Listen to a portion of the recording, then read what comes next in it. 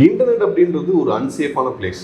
இன்டர்நெட்டில் security, anonymity and privacy இந்த 3 விஷயத்துக்கு வந்து இடமே கிடையாது. செக்யூரிட்டி அப்படின்னா இன்டர்நெட்டில் இங்கே பாருங்க, நான் ஒரு விஷயம் பண்ணிட்டேன், இதுதான் 100% செக்யூர் அப்படின்னு யாருனாலுமே எதுனாலும் சொல்லவே முடியாது. அது இன்னைக்கு செக்யூர், நாளைக்கு இது செக்யூர்னு யாருக்குமே தெரியாது. இதுதான் உண்மை. 2, அனானிமிட்டி என்னன்னா, இன்னைக்கு நிறைய பேர் வந்து நமக்கு யாருக்குமே தெரியாமல் நான் இந்த வெப்சைட் போய் பார்த்துட்டேன், இந்த வீடியோ பார்த்துட்டேன், யாருக்கும் இந்த VPN போட்டு பார்க்குறேன் அப்படின்ற மாதிரி ஒன்று கிடையாது. நீங்கள் எவ்வளோதான் ரகசியமாக ஏதாவது ஒன்று பண்ணீங்க அப்படின்னாலும் அது கண்டிப்பாக வெளில வந்துடும். இன்னொன்று ப்ரைவசி அப்படின்றது அந்த ஃபோட்டோஸ் வீடியோஸ் நீங்கள் சேவ் பண்ணி வச்சுக்கிறீங்க. நீங்கள் சொல்கிறீங்க இது என் பர்சனல் மெமரி, பர்சனல் ஃபோட்டோஸ், இதெல்லாம் ப்ரைவேட் ஃபோட்டோஸு, என்னோட மெமரிக்காக என் மொபைலில் வச்சுருக்கேன் அப்படின்னு நீங்கள் சொல்கிறீங்க. அந்த ஃபோட்டோஸ் எல்லாத்தையும் ஒரு ஃபோட்டோ சேவர் ஆப்புக்குள்ளே போட்டு வச்சுருக்கேன், அதை மறைக்கிறதுக்கு இன்னொரு ஆப்புக்குள்ளே போட்டு வச்சுருக்கேன், எல்லாம் ஓகே. எல்லாமே அந்த ஒரு மொபைலில் தானே இருக்குது. அப்போ அந்த மொபைல் நாளைக்கு நீங்கள் சேல் பண்ணும்போது நாளைக்கு ஒரு ஃப்ரீ டேட்டா ரிகவரி சாஃப்ட்வேர்னு கொடுத்து நீங்கள் ஃபார்மேட் பண்ணி தான் கொடுக்குறீங்க கடைக்கார்ட்ட.